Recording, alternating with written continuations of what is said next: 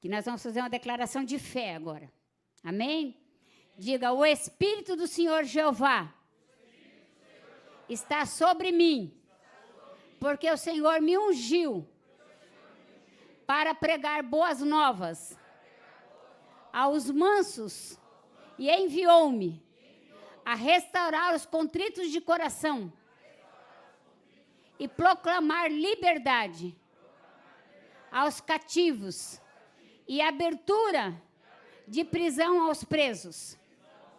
Agora volta lá, Isaías, é 42, versículo 22. Isaías 42, versículo 22.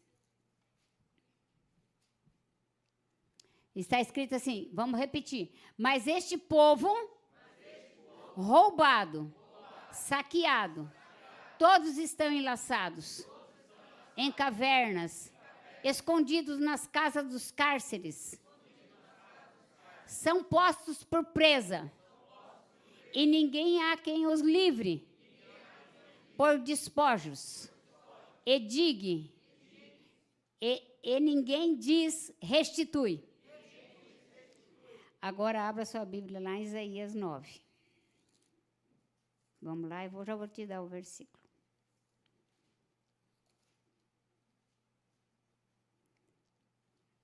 Isaías 9, versículo...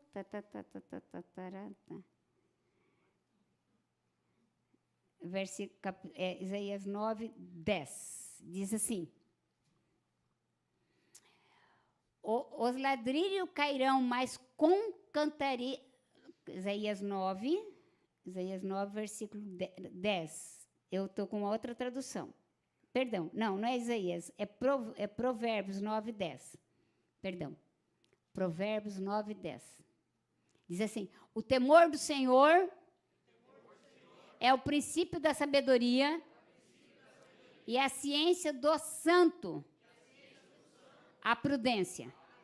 Amém? Agora, Isaías 10, 27. Isaías 10, 27. Vamos lá? E acontecerá que hoje é tirado a carga do meu ombro e o jugo do meu pescoço é despedaçado por causa da unção. Amém? São palavras que você tem que repetir, que você tem que crer. Nós queremos, em nome de Jesus, nós estamos falando há alguns domingos sobre restauração da igreja, cura da igreja. Nós somos a igreja de Cristo e muitas das vezes nós passamos por fases e nós falamos, nesses 2 domingos que nós falamos, eu trouxe esse material, essas aulas, eu dei há 15 anos atrás e elas são materiais que a doutora Neuza Etioca, quando eu estava ainda conosco, né, agora ela está na glória, ela nos passou. E eu quero, assim, trazer para vocês, para que vocês possam ter um entendimento maior do que é a vida cristã, irmãos, do que é nós andarmos com Cristo. Tem uma responsabilidade da nossa parte. A parte de Deus Pai já foi feita, enviar o Filho para nos resgatar. Agora, todos quanto nós crerem em Jesus será salvo, todos aqueles que não crerem. Então, não diz que é a pessoa que vem na igreja, a pessoa precisa de crer. E aí, quem crê, cumpre princípios, quem não crê, não cumpre princípios. Então, nós precisamos de agir por meio da fé. Você não vai ver, às vezes, assim, fisicamente, né, tipo, quando você olhar para o irmão, e vamos começar dentro de casa, quando você olhar para o seu marido, sua esposa, você vê a imagem de Deus na terra. Antes de ser sua esposa, ela é sua irmã em Cristo. Antes de ser seu marido, é seu irmão em Cristo. Então, muitas das vezes, nós até temos a visão da igreja, não como uma visão de família, mas como uma visão de um ajuntamento de pessoas, e não entendemos os princípios que regem o mundo espiritual. O que acontece na terra, onde a nossa casa está estabelecida, onde nós moramos, né? Aqui é onde a igreja é estabelecida, traz influência. Onde você tem um negócio, traz influência. Então, há uma influência espiritual nos locais. E o inimigo, ele é tão astuto que ele consegue aprisionar as pessoas nas condições negativas, contrária à promessa de Deus.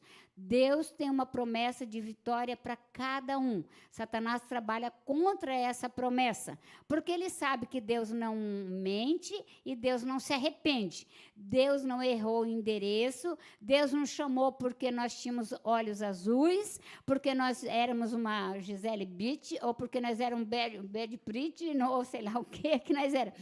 Deus nos chamou exatamente como nós somos, ele nos criou de forma peculiar. Deus, ele não nos deu somente a aparência dele, mas Deus deixou em nós as suas digitais. Deixa eu falar mais uma vez, você não entendeu.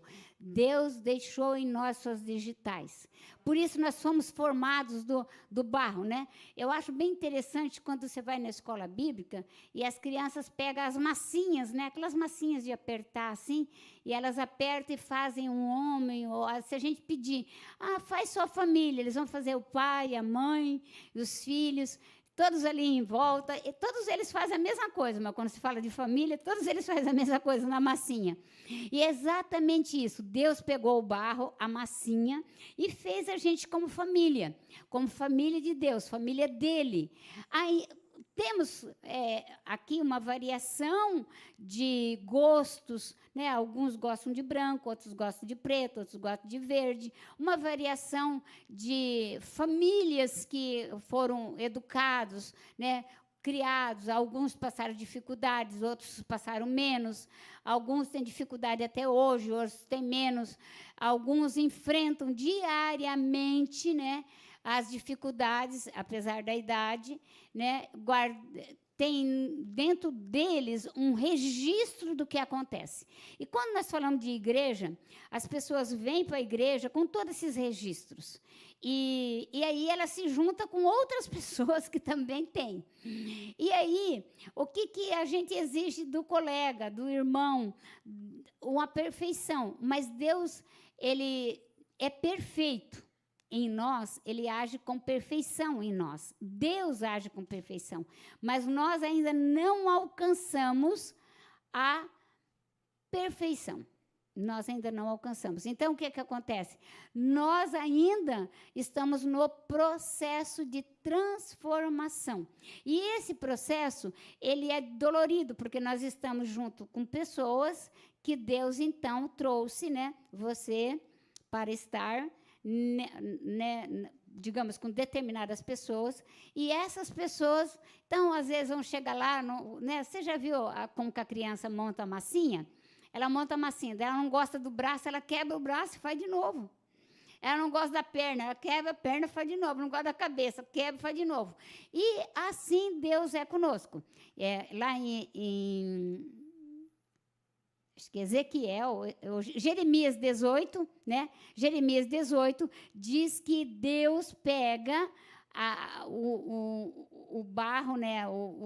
Deus pega o vaso feito de barro e leva uma olaria. Vocês já viram olaria, irmãos? Quem aqui já viu olaria? Eu, pelo menos, nós tínhamos lá no sítio.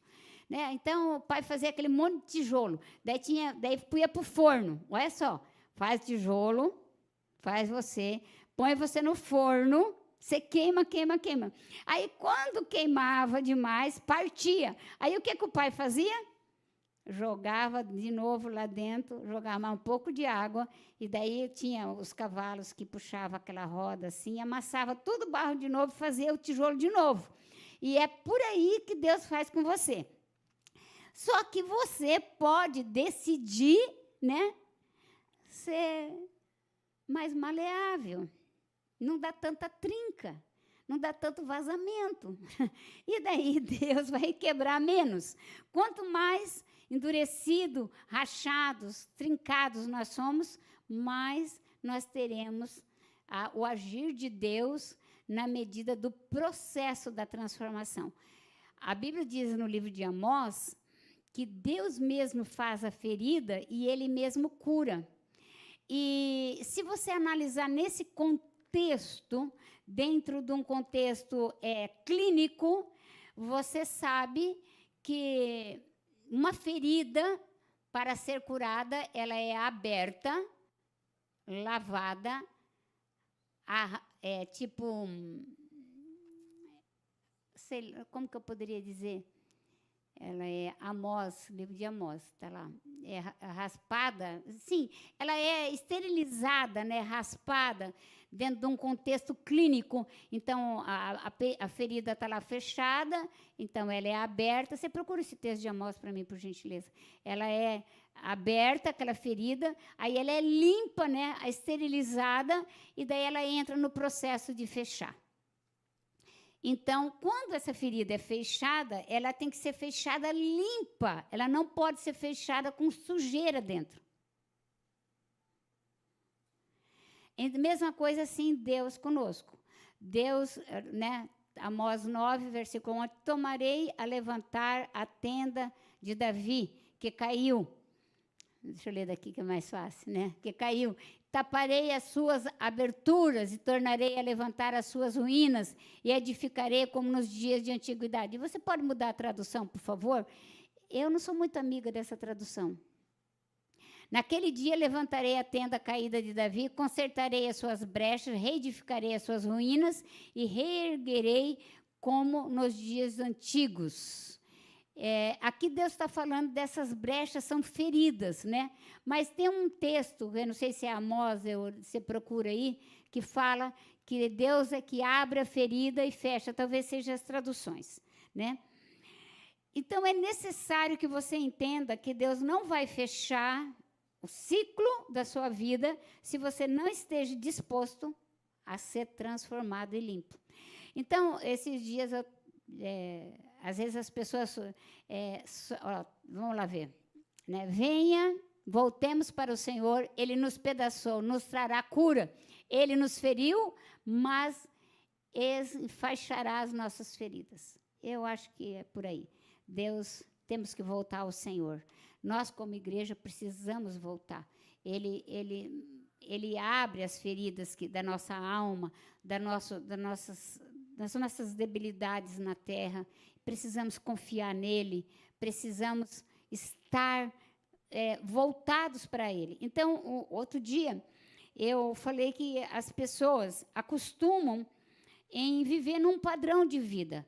Tudo dentro da sua vida é um padrão, que você fez uma cultura. Você começou a praticar do nada, e daqui a pouco você se acostumou a praticar, e vai indo. E se acostuma com aquele padrão. Mesmo você tendo conhecimento que aquele padrão é errado, ou que aquele padrão fere terceiras pessoas, não só você, mas terceiras pessoas, fere Deus, fere outras pessoas, você mantém o padrão. Por quê? Porque virou uma cultura. E dentro da Bíblia, isso não se chama cultura, se chama iniquidade. Repetição de pecados. E a cura da igreja vem pelo arrependimento das pessoas, começando por mim, começando pelos pastores, pelos líderes, daí passa para as ovelhas. É uma coisa que vem de cima para baixo. Vem de cima para baixo. A cura da igreja tem que haver necessidade, eu falei para vocês, arrependimento com quebrantamento. Eu me arrependo, me quebranto, peço perdão ao Senhor e não repito a dose. Se eu permaneço na repetição dos ocorridos, eu vou ter problemas, porque eu vou estar sempre no mesmo tratamento. E aí, dói esse tratamento, vai doer esse tratamento. Então, quando você se rende a Deus, Deus abre a ferida, cura a ferida, Deus restaura você e você se torna, então, uma nova criatura, porque agora você tem novas atitudes, né? Você decide, né? É igual eu falei, você decide ser livre. Então, tem gente que pergunta muito para mim sobre perdão. Tem coisa que quando você perdoa, é imperdoável, né? Deus também nos perdoou. Nós tínhamos tantas coisas que Deus não... para perdoar, se Deus fosse perdoar, nós somos perdoados do imperdoável, irmão.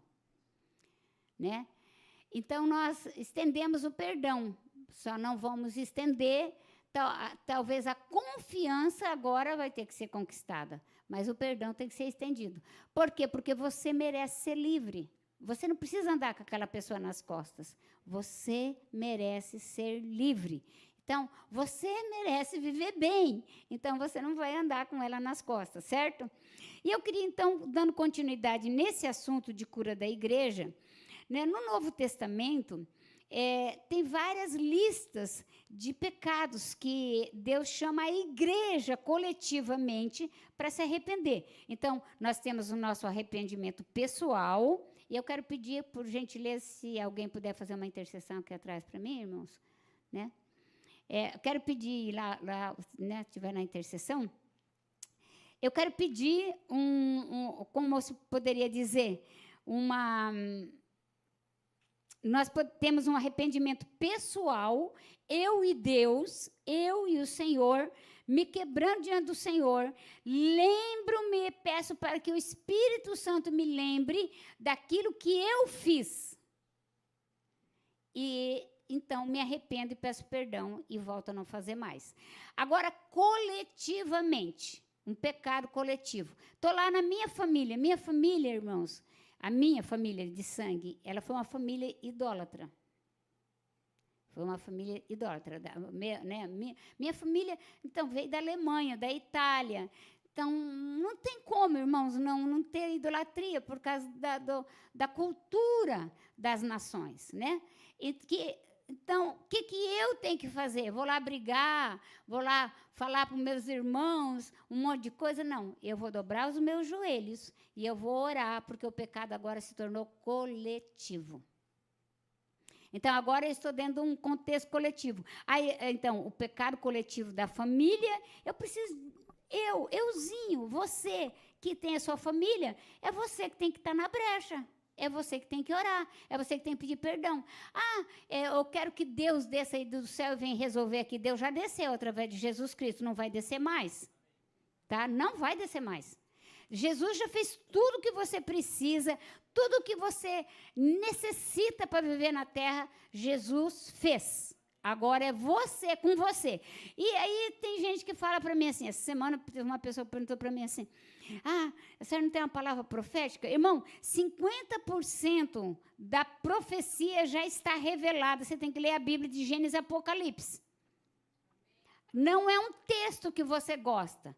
Não é a missionária que gritou para você, assim diz o Senhor, você deve fazer isso. Não é isso. Nós estamos falando de um ministério que traz o reino de Deus para a terra e que você vive na terra de acordo com a palavra de Deus. Então, se você não vive... não viva para impressionar as pessoas. Viva para você ser livre e ser realmente aquela pessoa que Deus chamou antes da fundação do mundo. Aquela pessoa que Deus sonhou antes da fundação do mundo. Como que eu sou liberto? Quando eu decido servir a Deus, quando eu decido, eu decido servir a Deus, independente da outra pessoa. Eu decido pegar o meu domingo, oferecer. Eu decido oferecer minhas finanças. Eu decido oferecer minha força. Eu decido negar, mesmo que aquilo seja vantajoso para mim, eu decido negar. Eu estava falando de como você, se você for uma pessoa que tem um chamado, o inimigo vai tentar te matar no ninho. Ele não vai deixar você ir muito longe. Você vai ter que ser birrento para ir. Sabe aquela pessoa birrenta? Pois agora que eu vou. Você vai ter que ser meio birrento. Porque se você tem um chamado, ele vai pôr pessoas que vão se aproximar de você para te puxar para trás, pessoas que vão desincentivar você, pessoas que... Por quê? Porque durante o período que você tem entre o chamado e a promessa, tem um processo, e durante este processo existe violência espiritual. Por isso que a Bíblia diz, que o reino de Deus é tomado à força e somente os violentos se apoderarão dele. Então, o que o inimigo vai fazer?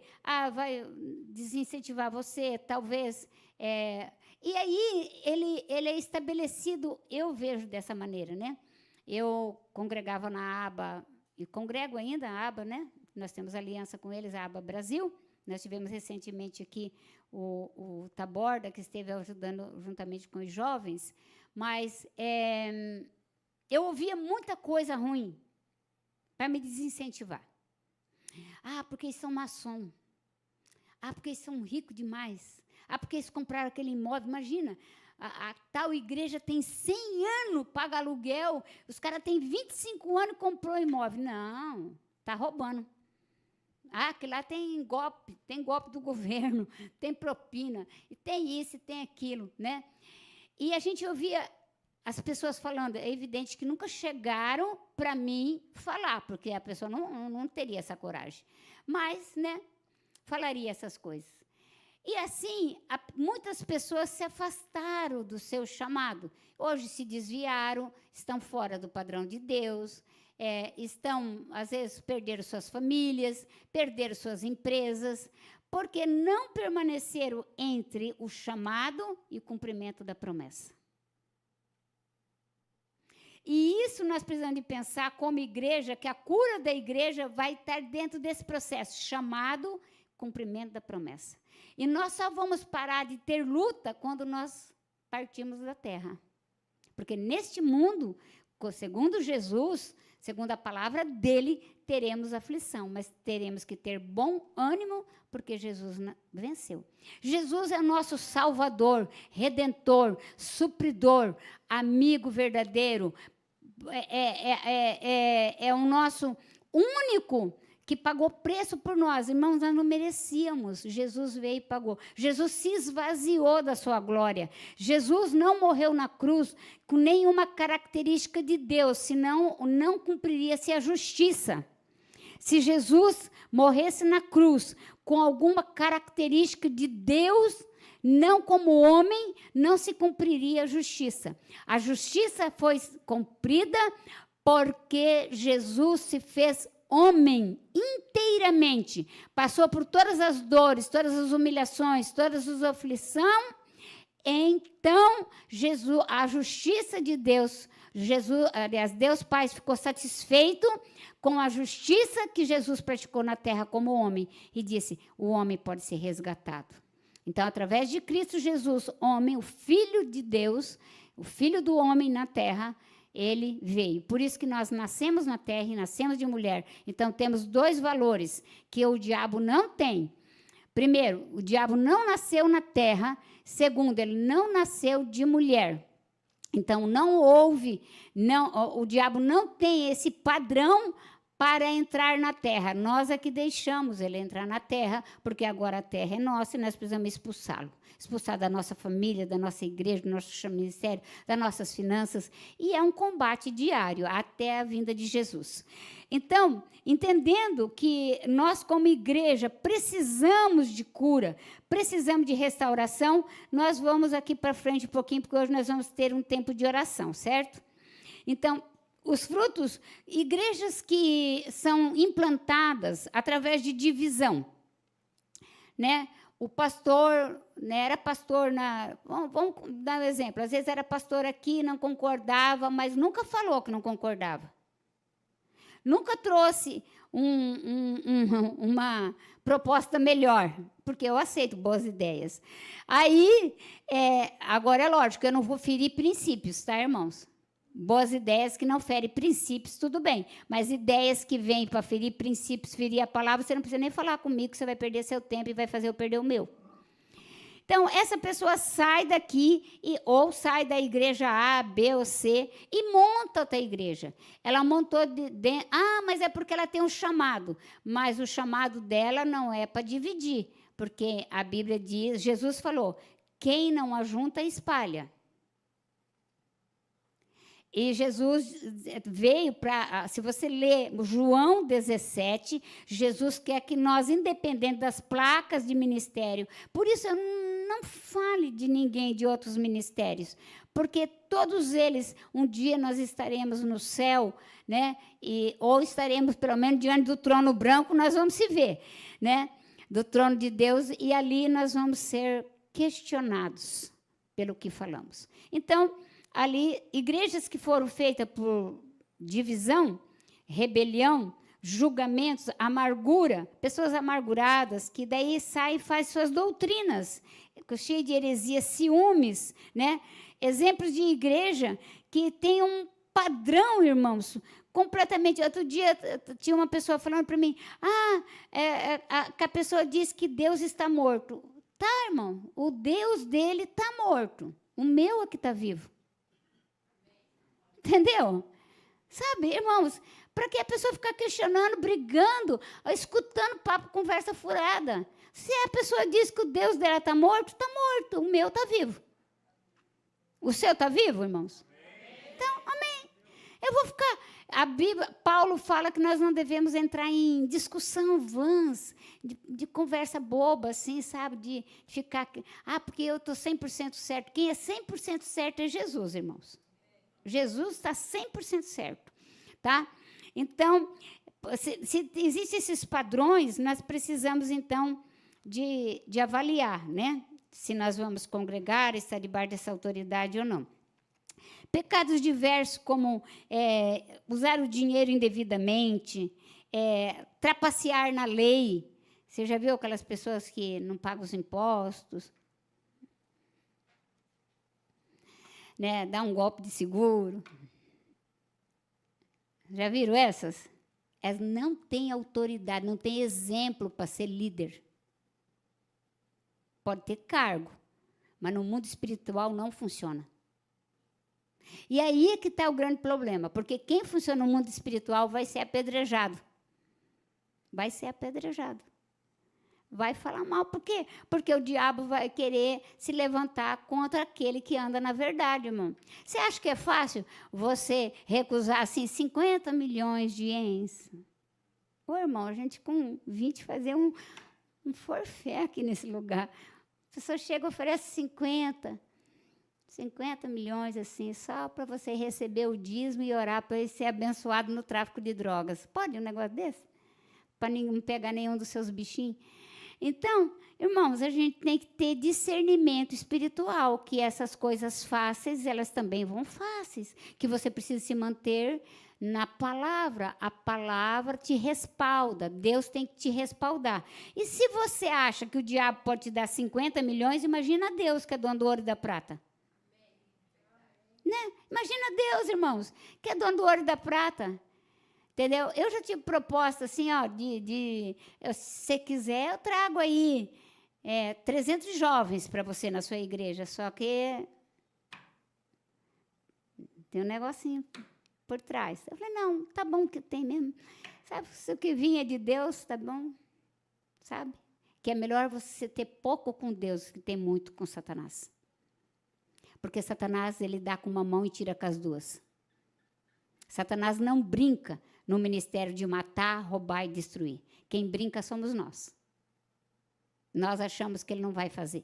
Então, eu queria te incentivar. Essas igrejas com pecados diversos, né, com problemas de dinheiro, trapaça na lei, corrupção, igrejas com pecados escondidos, né, maus tratos.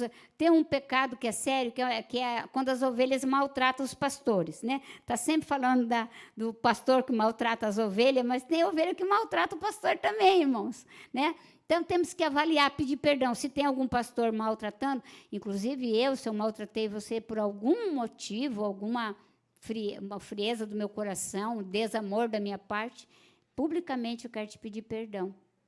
E quero dizer para você que eu me arrependo se eu te ferir em nome de Jesus. E você, se me feriu, você deve também pedir perdão, porque nós estamos na mesa do Senhor e diante dos olhos dele nada passa batido. Então, igrejas problemáticas, que têm problemas com o governo, que têm problemas, sabe, de orgulho, soberbos, que não recebe, não tem, por exemplo, não faz mais parte nenhuma, não participa da associação de pastores, não chama mais, tipo assim, é só nossa igreja. Você é salvo, se você sair daqui, você não é mais salvo. Se você não pode receber um outro preleitor de outra igreja. Por falando em preleitor de outra igreja, o pastor Junto Akimoto vai vir dar um seminário de batalha espiritual aqui para nós estamos para agendar. Vai ser na sexta-noite, sábado à tarde, domingo de manhã e à tarde. Ele vai vir falar sobre as questões por que o japonês tem dificuldade de servir a Jesus devido às perseguições e ao medo. Então, se a igreja assim que tem, sabe o que acontece?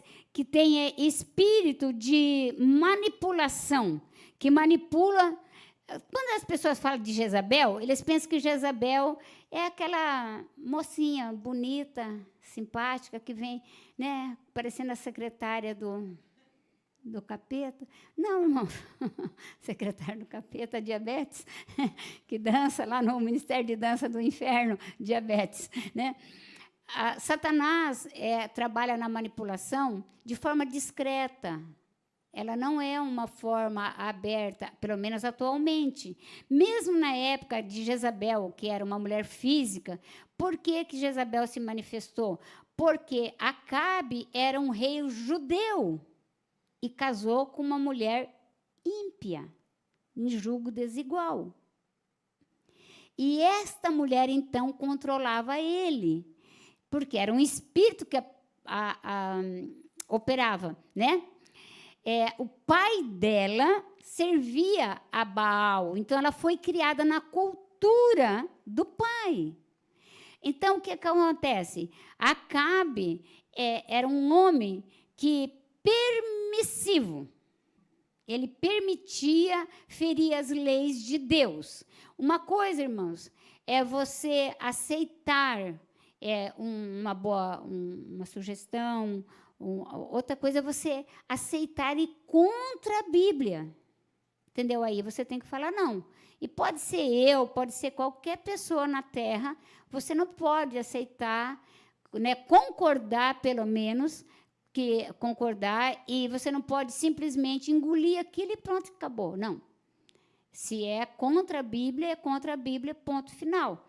Então, quando a gente fala de igrejas que manipulam, irmãos, aqui na igreja, assim, eu viso muito isso, porque a doutora Neuza tratou muito isso com a gente, o tempo que ela teve com a gente. Ela veio 5 vezes aqui, eu andei com ela em torno de 16 anos, sobre a questão de você trabalhar com excelência, ensinar com excelência. Então, diga assim, ser simples, excelente e sobrenatural. Ser simples, excelente e sobrenatural. Simplicidade não está sendo visado na roupa que você veste, no calçado que você usa. Simplicidade é uma característica do teu coração, uma característica de Jesus. Jesus era simples. E Jesus andava, eu sei que vocês não acreditam nisso, mas se vocês buscarem a história, Jesus andava com uma túnica de linho fino branco costurado com fio de ouro. E ela era aquela túnica que não tinha costura, que era a forma de fazer naquelas tecelagens a mais elevada possível. Não era qualquer um que comprava o que Jesus andava. Eu não sei a sandália se era de couro de jacaré, mas eu acho que era de couro. Eu acho que não era de borracha, como vocês imaginam. Porque a maior parte da pessoa imagina um Jesus pobre, sujo, cabelo duro. Eu acho que Jesus usava óleo de coco no cabelo, você está entendendo? E na pele, ele usava sebo de boi, que é bom para a pele. E comida, ele comia carne, que é bom para o corpo, para ele aguentar. E água, ele tomava mineral. Então, às vezes as pessoas têm uma ideia de um Jesus pobre, de um Jesus deficiente, um Jesus que não conseguiu se defender, um Jesus que não tinha pai, órfão, um Jesus na terra sozinho, um Jesus tipo carpinteiro. Por que foi colocado essa profissão de carpintaria? Mas o pai de Jesus era um arquiteto de alto nível, só trabalhava para grandes reis. Ele fazia restauração. Ele não, restauração voltava à origem do palácio. Não era uma coisa tão simples assim, não era qualquer pessoa que fazia o que o pai de Jesus natural, né? Que o pai de Jesus celestial é Deus Pai, mas ele tinha um pai adotivo, físico, chamado José. Esse pai, ele era um arquiteto, ele era uma pessoa importantíssima. Não era uma pessoa pobre. Maria não era uma mulher pobre, como a maior parte das pessoas falam. Como se Maria estivesse lá no quintal, passando fome, com vestido de chita, e chega o anjo, eis, minha querida, estou aqui. Não, irmãos. Maria era intencional, José era intencional, Jesus era intencional, por isso que a igreja tem que ser intencional, a vencer o inimigo, a ser curada e vencer o inimigo. Nós temos que ser intencionais naquilo que nós vamos fazer. O que eu faço glorifica a Deus, me traz libertação, me traz cura, me restaura minha família. Eu tenho que ser intencional. Eu não posso fazer as coisas simplesmente e depois esperar um resultado. Planto chuchu e quero colher pepino. Não, eu tenho que ser intencional. Qual o resultado você quer ter daqui 10 anos? Daqui 10 anos, quantos anos você vai estar? Com 60, 70 anos, vai estar do jeito que você está hoje? Pois é, se você continuar assim, vai continuar daqui 10 anos, 20 anos, e não vai, não é uma oração, não tem mágica, irmão. Irmão, não adianta você vir pedir passe para mim. Tá? Eu não sou feiticeira. Uma oração resolve. Não, você precisa servir Jesus. Você precisa buscar. Você precisa ter certeza intencional. Eu quero Deus, eu tenho sede e fome de Deus. Eu preciso ter sede e fome de Deus, eu preciso cumprir princípio, preciso temer o Senhor, eu preciso ser igreja, eu preciso me levantar, eu preciso completar a obra que Deus colocou em mim. Ele completa a parte dele e eu completo a minha parte. Eu preciso querer. Então, muitos de nós queremos que Deus faça aquilo que é da nossa parte. É igual, por exemplo, você coloca uma panela no fogo, o fogo vai fazer a parte dele, mas se você quiser arroz cozido ou feijão, você vai ter que colocar na panela. Porque o fogão não vai pegar o seu arroz lá na parede e vai colocar lá dentro da panela. Você faz sua parte. Então, diga assim, eu coloco a lenha. Deus acende o fogo. Você está entendendo? Que é nossa, essa responsabilidade é nossa. Então, os pecados internos da igreja são os pecados das famílias. Então, se eu fosse citar pecado, irmãos, nossa, principalmente aqui, eu vou falar daqui nosso. Divisão, facção, ignorância, mentira, adultério, fornicação, vícios, altivez, orgulho, soberba, ignorância. Nossa, acho que sei lá quantos que eu poderia lembrar. Eu vivo pedindo perdão por todos esses pecados aqui na igreja, começando por mim. Começando por mim, não estou dizendo vocês não, conversando por mim. Isso é o pecado interno da igreja. Maus tratos aos líderes, pastores, maus tratos às ovelhas, maus tratos às crianças, olhar as aparências. Você quer ver um pecado da igreja? Olha para mim com essa cara de crente, não? Né? O pecado da igreja. Chega aqui uma pessoa que canta bem, igual um passarinho. Nossa, cai todo mundo de pau em cima. Convida para tomar café, convida para ir. Chega uma pessoa assim, simples, tal, senta, leva anos para alguém saber quem ela é. Isso é indiferença. Esse pecado é terrível. Porque aí você não está por amor a Deus, você está por conveniência. O que você poderia me dar? Nada. Por 2 domingos eu fui à tarde na sua casa, por amor à sua alma. Eu deixei de comer. Eu deixei por amor à sua alma, porque para mim você é mais importante do que o que você faz. Isso tem que ser, irmãos, no nosso coração. Essa semana eu parei minha agenda para atender vocês. Eu parei minha agenda. Eu tinha coisa para fazer. Mas eu decidi parar porque vocês são mais importantes do que qualquer coisa que eu poderia fazer. Então, irmãos, enquanto nós não valorizarmos o que Deus valoriza, nós vamos ser essa igreja fria que coloca lenha, mas Deus não tem liberdade para acender o fogo.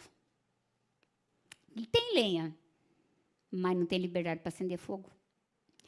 Outra coisa é você achar que você vai ter ovelha perfeita, assim como você achar que ter pastor perfeito. Irmão, não tem, irmão. Tudo nós, assim, são... Nossa, irmão, não vou falar, porque senão vocês vão pôr na internet e vai ficar só essa parte. E daí, sabe? Mas não existe pastor perfeito, apóstolo, apostila. Não existe, irmãos. Quem é perfeito é Jesus. E ele, pela sua imensa misericórdia, apesar de nós, ele habita em nós através do Espírito Santo. Mas todos nós temos falhas, temos deficiências, crises existenciais, sabe, revoltas, exigimos dos outros o que às vezes não damos. Enfim, queremos tanto e não oferecemos pouco. Né? Então, precisamos, esses pecados são os internos. Um outro pecado interno também é o pecado da indiscrição. Esse pecado é fogo, da indiscrição. Eu estou falando do pecado interno, porque nós vamos se arrepender, tá? Tenho tempo ainda, graças a Deus. Nós vamos se arrepender e pedir perdão. O pecado da indiscrição é assim, digamos que a Eduarda vem aqui, vai fazer o teatro combinado de hoje. Menos você me derrubar. Ela me derrubou semana passada. Sério, irmão, caí lá, ainda estava de saia, ainda, graças a Deus, que a saia grudou assim. Então, ela veio descalça hoje. Mas eu coloquei um sapato mais... Não, já vim preparada. Já vim preparada.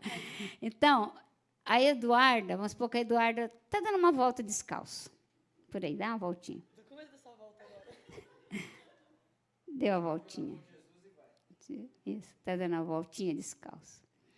Mas eu sabia que a Eduarda não poderia, vamos supor, estar no casamento descalça, vamos por assim, no casamento descalça. Então, daí eu pego e as pessoas que não estavam no casamento, né, eu chego para assim, vocês viram, o casamento estava uma benção. Nossa, a ministração foi linda, menos a Eduarda, que estava descalça. E daí, quem não sabia que a Eduarda estava descalça, agora já ficou sabendo. E daí a outra fala, sabe, vocês precisam de ver, diz que o casamento foi uma benção, diz que estava tudo maravilhoso, comigo estava uma beleza, mas tinha uma guria lá, uma tal de Eduarda, que andou descalça. Deve ter posto um sapato lá, de má qualidade, machucou o pé. Diz ela que estava com o pé machucado, mas não acredito, não. Daí já emenda, irmãos. Isso é o pecado da indiscrição. Eu sou indiscreto com aquilo que acontece na vida do irmão. Eu deveria proteger o irmão. A Bíblia diz que o verdadeiro amor, o amor de Deus, cobre multidão de pecado. Ele não expõe, ele cobre. Só que ele não deixa de confrontar. E confrontar tem um padrão para confronto. Primeiro, você chama a pessoa, conversa com a pessoa. Depois, se a pessoa não escutar, você chama uma testemunha, conversa com a testemunha. Terceiro é que você leva ao conhecimento da igreja. Então, não adianta, você sabe a situação, mas nunca conversou com a pessoa. Você está em pecado, porque você pulou etapas. Bom, a pessoa, eu fui conversar com ela, a pessoa não me ouviu, não quis escutar nada. Aí, eu chamo uma pessoa de confiança para estar comigo. Não vai chamar qualquer um também, né? Chama uma pessoa de confiança para estar comigo, porque nós vamos lá orar pelo aquele irmão, nós vamos ajudá-lo, nós vamos pegar ele e levar junto. Isso é andar mutuamente, isso é suportar uns aos outros. Eu vou suportar. Então, hoje eu consigo suportar você. Deita aqui nas minhas costas, vem.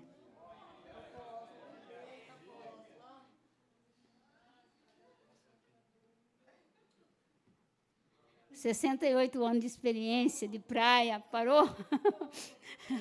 Tá bom. Ela disparou. Parou que eu estou com medo. Está com medo de cair. Achando que ela vai me matar. Então, escuta só, irmãos. Eu suporto ela. O peso dela. Ainda a falta de crescimento dela. Para que ela cresça. Porque não é porque eu tenho um nível... Eu já tive esse pecado, irmãos. De eu achar que todo mundo tinha que andar no nível meu. Não podia mais cometer determinado delito, sabe? Sabe aquele negócio de você falar 50 vezes para a pessoa? Tipo assim, ai, está aqui, ó. Uma vez, 2 vezes, 3 vezes, 4 vezes. Aí o meu pastor disse assim para mim, coloque 1000 vezes. E quando passar as 1000, você põe mais 1000. Porque foi assim que nasceu a luz. Se para a luz precisou 1000 vezes, por que para glória não vai acontecer 1000 vezes, irmãos? Para a salvação não vai acontecer 1000 vezes. Então, a Eduarda, ela é guardada pelas pessoas que a amam. Independente de. Tem gente que pergunta para mim, por que a senhora não falou isso que aconteceu? Porque não é na minha vida. Se fosse na minha vida, eu vinha aqui na frente e eu confessava e pedia perdão. Mas não fui eu que fiz. Então, não posso pedir perdão daquilo que a pessoa não me autorizou. Eu peço perdão em particular, mas não para a igreja. Então, nós precisamos de não pecar por esse pecado de indiscrição. Sabe? De anunciar o que não nos foi autorizado a anunciar. Eu tive gente aqui que me autorizou por escrito a eu falar o testemunho dela publicamente. E eu nunca tive coragem, irmãos. Por quê? Porque eu sei que daria boletim de ocorrência. Ou aqui, ou no Brasil. Então, eu nunca falei. Entende? Então, Eduardo, muito obrigada. Pelo menos hoje você não me derrubou, né? Deus abençoe. Nem eu derrubei ela. Aplauda o Senhor pela vida da Eduardo. Eu sei que ainda não falei nenhum texto bíblico, mas já vou falar, tá, irmãos? Eu estou dando essa explicação para nós nos arrependermos, né? Então, esses pecados internos são pecados que estão nas nossas famílias, nas nossas vidas e dentro da nossa igreja, porque a igreja são famílias reunidas, pessoas reunidas no nome de Jesus. E cada um de nós estamos dentro de um limite de processo, sabendo que o pecado meu prejudica você e o pecado seu me prejudica e prejudica os pecados em si, coletivamente, eles prejudicam, certo? Agora, os pecados externos que afetam a igreja e que afetam a sua família. Você já viu que, às vezes, você muda de casa e aparece um tribulão na sua vida?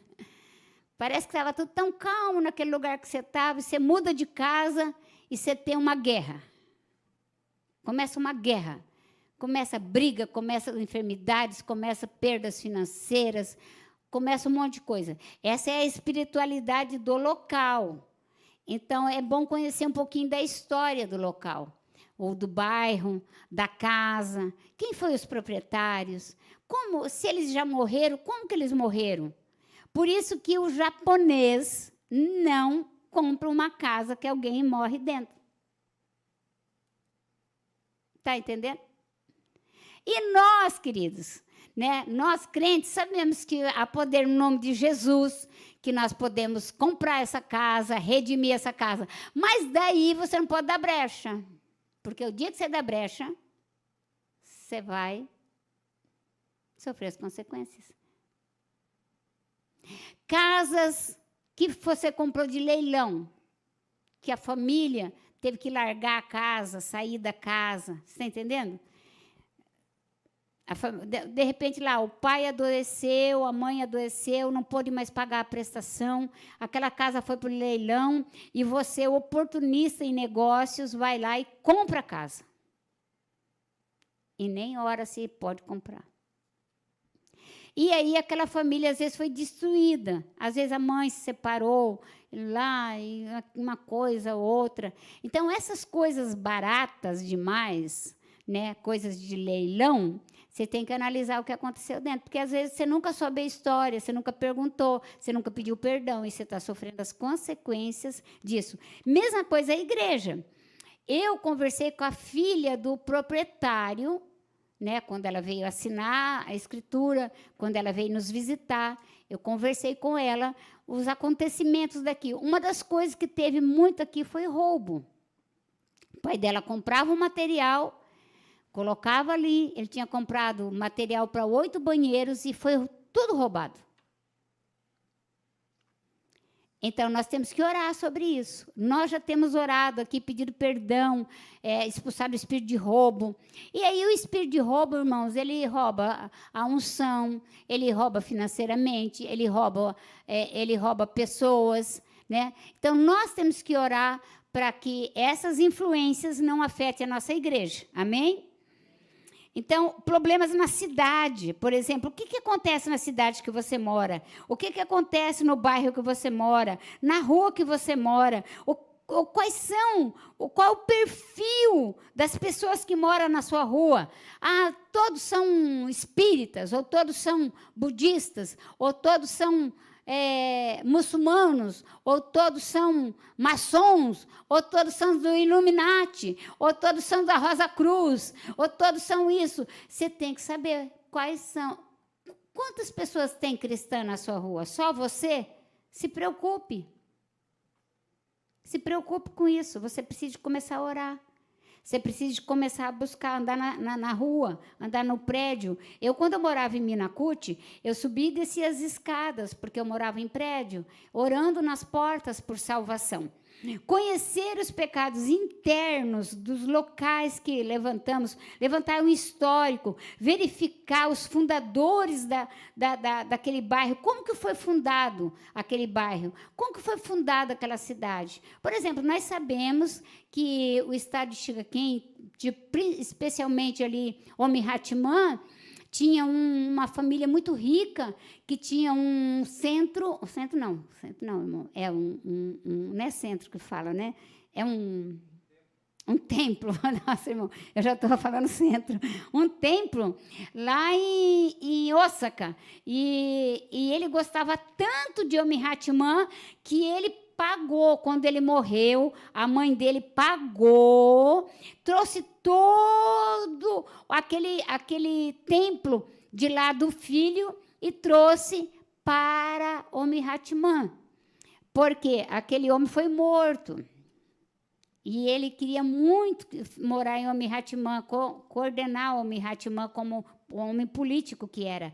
Então, às vezes, na sua rua, acontece determinados fatos, divisão, separação, divórcio, como que as pessoas andam, idolatria. Você como igreja, tem que começar a pedir perdão e começar a realmente se levantar e se posicionar, não repreender demônio, ficar com essa mania aí que tem o pessoal, amarra aqui, amarra ali, não amarra nada, sabe, irmãos?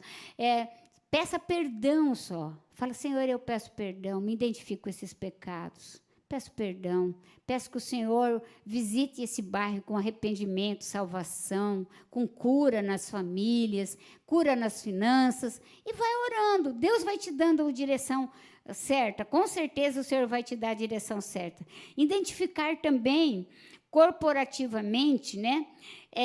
Se as pessoas que, quando saem da igreja, usam aquilo que interessa para elas e falam mal daquilo que elas achavam que estava errado. Nem que estava certo, mas elas usam. Essa manipulação precisa ser desfeita pelo Senhor. Identificar os principados, potestades que atuam atrás dessa pessoa, porque está debaixo de uma influência para prejudicar o corpo de Cristo, porque a igreja é o corpo de Cristo e nenhum de nós podemos corporativamente prejudicar, né? Obter a cura da igreja, né? Então, se nós falarmos antigamente, na época da lei, quando acontecia alguma coisa, era resolvido com a morte. Por isso que Jesus morreu por nós, para morrer, para resolver o problema. Nosso, precisou de uma morte. Então, em Números 25, 7, para resolver o problema não precisa pôr de Baal, Beor, teve a morte. No caso de Acã, o castigo foi a morte. Foi lá em Josué 7, 8, foi a morte. Né? Acã teve que morrer, entendeu? No nosso caso também, irmãos, né? No caso de 2 Crônica 33, de 1 a 20, houve arrependimento, humilhação e confissão de pecados através de Manassés. Então, nós, como igreja, precisamos de pôr no nosso coração, que precisamos se arrepender. Agora, veja bem, nós recebemos do Senhor a habilidade que eu digo assim, habilidade espiritual. Nós recebemos do Senhor autoridade, revestimento para se levantar diante da adversidade e anular as forças das trevas, porque Jesus se fez homem e morreu no nosso lugar. E para isso, antes que nós nascêssemos, ele rasgou o escrito de dívida contra nós. Isso está lá em Colossenses 2, 14 e 15. Eu quero que você se coloque de pé, porque nós vamos declarar esse texto em nome de Jesus. Colossenses 2, 14 e 15. Olha lá. E cancelou, vamos repetir, e cancelou o escrito de dívida que consistia em ordenanças, que era contra nós. Ele removeu, pregando-a na cruz. E depois de ter despojados potestades, autoridades, humilhou-os publicamente, quando triunfou sobre eles na cruz. Agora coloque Efésios 3:10.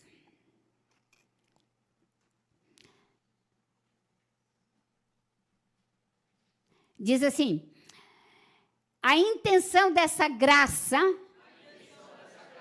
era que agora, por meio da igreja, a multiforme sabedoria de Deus se tornasse conhecida dos poderes, das autoridades nas regiões celestiais. Agora, abra sua Bíblia em Isaías 61, versículo 1, que nós declaramos no início. Diga: o Espírito do Soberano Senhor está sobre mim, porque o Senhor me ungiu para levar boas novas aos pobres. Ele me enviou para cuidar dos que estão com o coração quebrantado, para proclamar liberdade aos cativos e libertação aos prisioneiros. Agora abra sua Bíblia lá em 2 Crônicas 7:14. Diga assim: se o meu povo que se chama pelo meu nome, se humilhar, orar, buscar a minha face, se afastar dos seus maus caminhos, dos céus eu ouvirei, perdoarei os seus pecados e curarei a terra. Amém? Então, para Deus curar, nós precisamos de nos manifestar. A igreja precisa se manifestar. A igreja precisa de experimentar esse nível de arrependimento, tanto dos de dentro da igreja quanto dos de fora. Não somente dos de dentro, mas os de fora. Queridos, você tem que ter uma sede por Deus. E você tem que orar desse jeito. Dai-me almas, Jesus. E dai-me pessoas para discipular, para cuidar. Porque eu não consigo cuidar de 50 pessoas, nem Moisés conseguiu. Você sabe que Moisés tinha aquela multidão. O que o sogro de Moisés, Jetro, falou para ele? Divida em grupos. Quando Jesus foi entregar pão e peixe, fez o quê? Divida em grupos E pastoreie. O seu pastoreio está ligado ao seu grupo familiar. E tem que começar com a sua família. Então, se eu pastoreio os de fora, por que não vou pastorear os de dentro? Porque você não tem visão que um dia você pode perder a sua família para Satanás. Que um dia você pode ir para o céu e eles não. E qual seria a sua dor se Deus permitisse, como permitiu para aquele Lázaro, um mendigo, estar lá no céu e aquele rico no inferno? E você teve 1000 oportunidades de pregar o evangelho, de cuidar, mas você decidiu acusar, você decidiu cobrar, até mesmo que você não deu. Então, irmãos, parando por aqui, nós precisamos se arrepender. Vamos primeiro se arrepender. Então, se nós não nos arrependermos, não tem como Deus sarar o Japão, não tem como Deus sarar a igreja, não tem como Deus sarar a nossa família. Tenho familiares no Brasil, vocês têm familiares no Brasil, nós temos familiares aqui, você tem familiares aqui. Nós precisamos nos arrepender. Nós precisamos de voltar ao temor do Senhor, irmãos. E eu sei que essa palavra, talvez, assim, é uma aula, né? Na realidade, por isso que né, é uma aula. Precisamos nos arrepender. Precisamos de voltar atrás, irmãos. Dá um passinho para trás. Dá uma amolecidinha no pescoço. Por favor. Para de ser tão leviatã, pescoço duro. Pescoço duro, quebra um pouquinho. Sabe? Dá um passinho para trás. Vale a pena para uma pessoa ser salva. Porque o inferno é terrível. O inferno é terrível. E peça perdão, se for necessário. Porque, às vezes, a gente nunca pede perdão, irmãos. A gente passa ano, vem ano, e vai ano, e vai ano. Ah, eu pedi perdão, a pessoa nem ligou. Problema da pessoa. Você resolveu o seu problema, você merece ser livre. Ah, mas você pediu perdão Ai, eu pedi perdão, mas minha vontade é de matar. Eu também sinto vontade de matar, irmão. Mas não é pecado. A gente não mata por isso, porque é pecado. Entendeu? Então, não perdoa. Né? Porque às vezes a pessoa fala assim, a pessoa pensa que só porque tem um cargo não passa por essas coisas na cabeça. Claro que passa. Só que você tem que fazer o quê? Orar. Orar, orar, orar, orar, orar, orar. Até Deus responder. Deus é bom, fiel, maravilhoso, conselheiro, príncipe da paz, Pai da eternidade, lírio dos vales, rosa de Saron, príncipe, senhor dos senhores, salvador, eterno, conselheiro, majestade. Né? Olha quantas coisas Deus é. Se nós temos esse Deus ressurreto para nos auxiliar em todas as nossas fraquezas. Eu quero dizer para você que eu estou aqui justamente porque eu sou uma pessoa fraca. Deus conseguiu me dobrar. Porque Deus só leva você no lugar mais alto se Ele conseguir te quebrar. Ah, eu vou dizer de novo, porque vocês não acreditam nisso. Deus só vai levar você em lugar mais alto se Ele conseguir te quebrar. É igual o seguinte, você só pede empréstimo quando falta dinheiro, né? Você não está com dinheiro na conta e vai lá pedir empréstimo para pagar juros, não é verdade, irmãos? Então, é mais essa coisa com Deus. Quando a gente assim, é deixado quebrar. Você sabe quando que eu fui quebrada? Quando meu marido morreu, eu fui quebrada, mas quando minha sogra morreu, eu fui pisada. Porque eu tinha minha sogra como mãe. Ela que me levou para Cristo, junto com a dona Vilma. Ela não passava um dia, irmão, um diazinho sem bater naquele portão na minha casa e falar, minha filha, dá para mim entrar? Ela não sabia ler.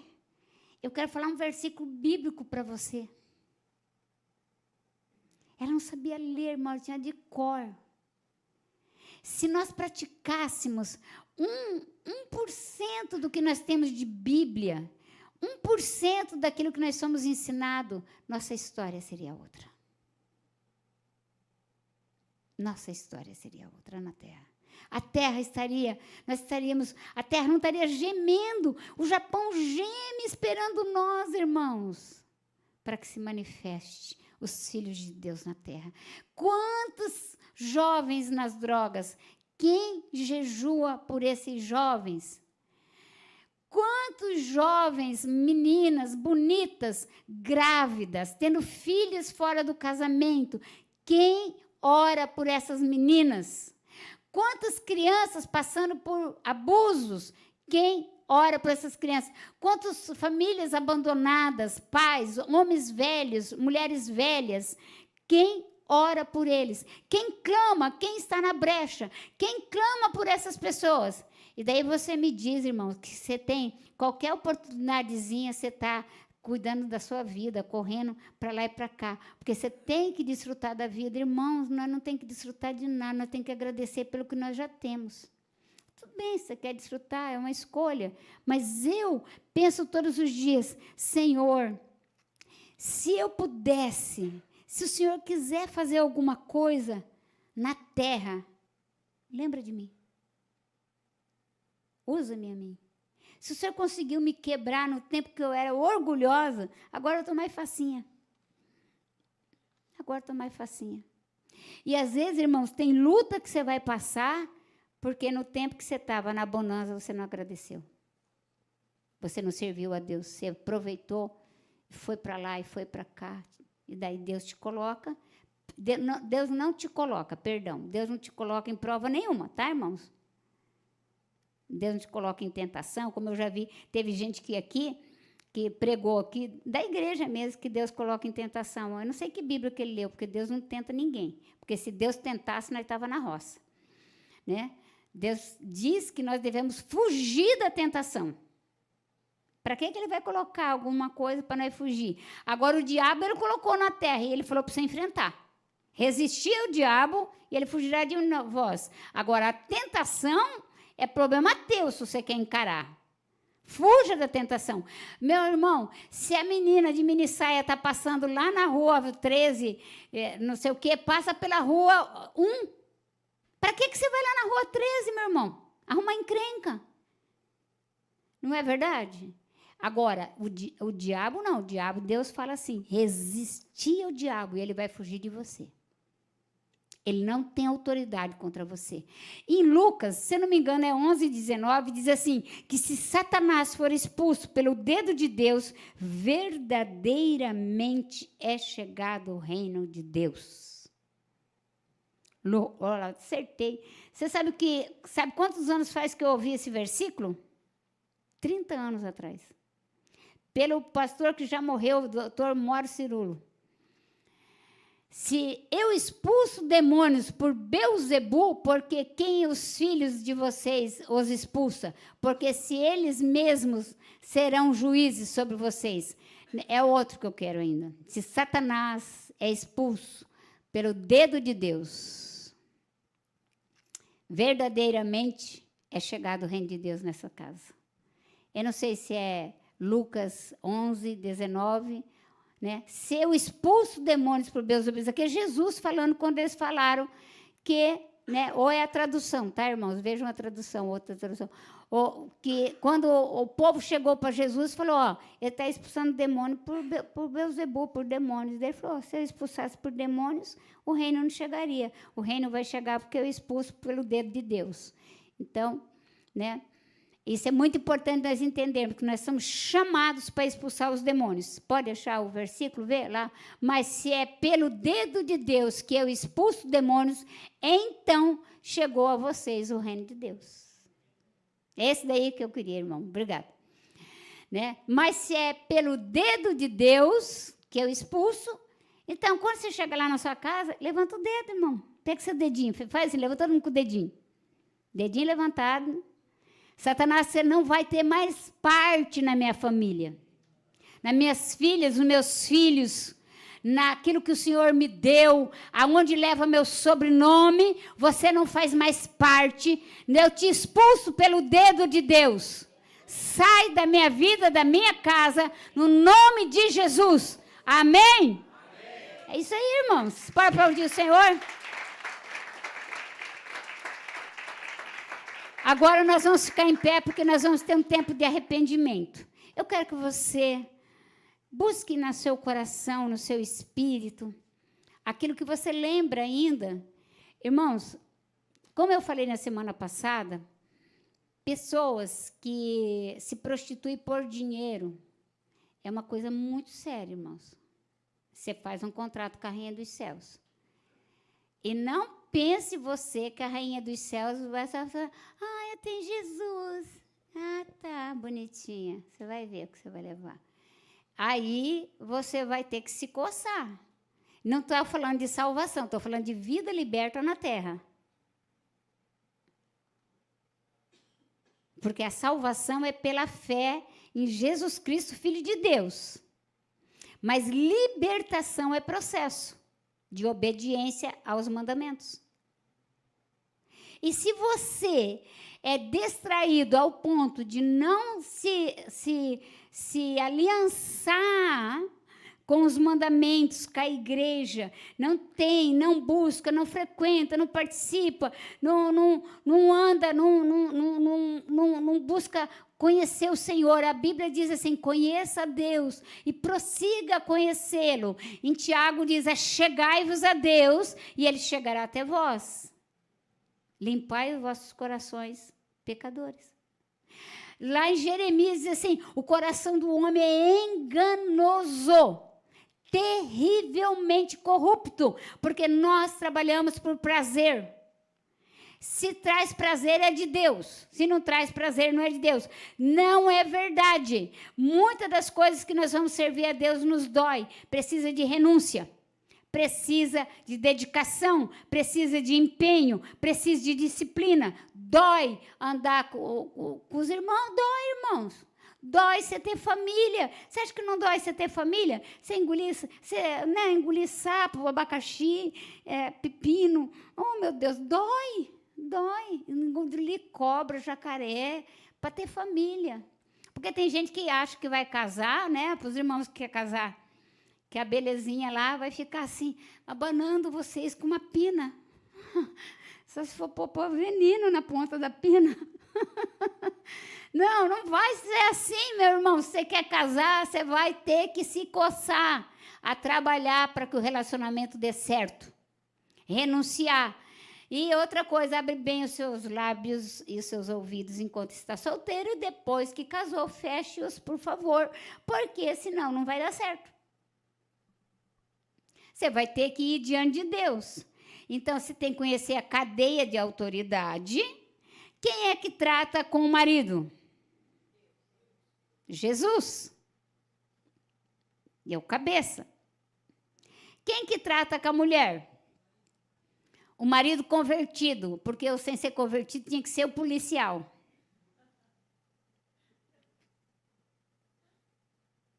Porque tem coisa que não é de pastor, irmão, tem coisa que é de polícia. Tem gente que me procura para me resolver caso de polícia. Eu falo, procura a polícia, esse daí não é meu departamento, não. Oxe.